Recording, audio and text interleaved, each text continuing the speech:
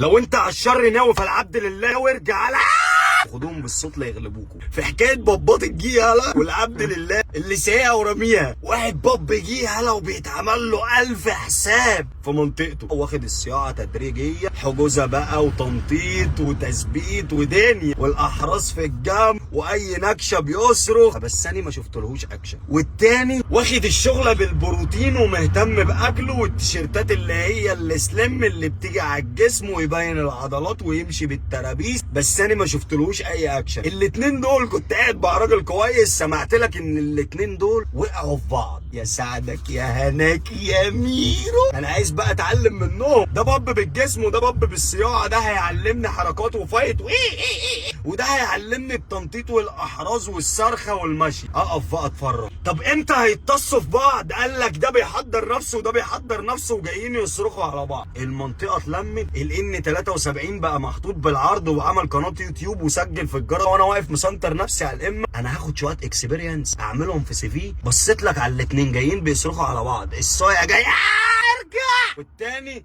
خدوهم بالصوت لا يغلبوكوا، لو مسكتك هطبع في زمارة رقبتك. اول ما وقفوا قدام بعض، ده نتن وده خش وقش، ده عايز يقبل وخايف على صيته في المنطقه، وده عايز يقبل وخايف على اللي هو دفعه شويه البروتين وشويه الفلوس اللي هي ايه الشقله الحلوه ديت تحويشه العمر. خايف ده يشك ويجيبوا ارض النفخه الكدابه تقع. عمالين من بعيد لبعيد، ارجع لا هشكك على التاني راجع ولا هطبع في زمارة رقبتك. بص تعالى دور العبد لله ايه بقى؟ قلت بس مفيش اكشن. لما المخرج واقف بقاله ساعه في المنطقه عمال يا اخوانا اكشن، يا اخوانا بدأنا تصوير اضراب، كل البلكونات اتلمت ودول واقفين مسمارين على الارض بس ما بيقبلوش. ما منهاش فايده، روح ادور لي على اي نكشه. ماشي من جنبهم الاتنين قاموا لافين وشهم، ولا خد ولا يا ابن دلل. شايف التمثيليه اللي مثلتها لك دي قصه من وحي الخيال. ننقل بقى على الجنب التاني، اتنين ضعاف الشخصيه حصلت ما بينهم نكشه، ايا كان على حق مش على حق، المهم الاتنين شبطوا في بعض. اللي ملهوش اي دعوه وملهوش اي دخل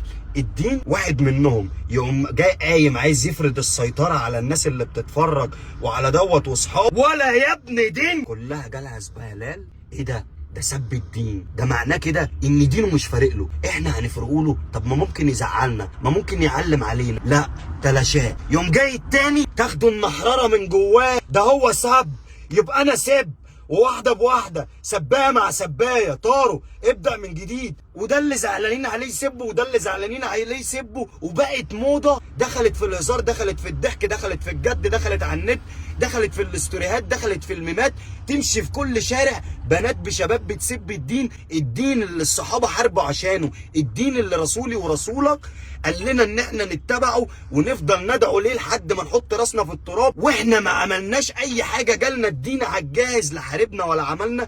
كل اللي احنا عملناه بقينا نخترع ونقلب ونقول اشعار قبل سب الدين. الدين ملهوش اي دخل انك تسبه، سب الدين مش روشنه، سب الدين مش فرد شخصيه، ده انت بتبين ضعف شخصيتك لما بتجعجع. اللي عايز يفعل بيفعل. الصياعه عمرها ما كانت بوقفه الامم والشتيمه بالام والاب، الصياعه عمرها ما كانت بسب الدين. الصايع اللي بيعرف يجيب الجنيه، الصايع اللي بيعرف يخاف على اهل بيته، الصايع اللي بيعرف في زماننا دوت ان هو يفتح بيت، الصايع اللي بيعرف يعمل كل حاجه بالاصول. الصايع صايع اصول، الصايع مش صايع واقف على الامه رايح بسب الدين راجع بالمعاكسه تهزيق الام والاب جايب لاهله النعله سكر وكيف. ده ما اسمهوش صايع. امسك لسانك عشان الشيطان واقف فوق دماغك مش عايز يوصلك غير لجهنم، عشان ياخدك من ايدك يقول لك انا ماليش دعوه، انا كل اللي انا عملته وسوست لك بس، لكن انت من جواك عيل اصفر.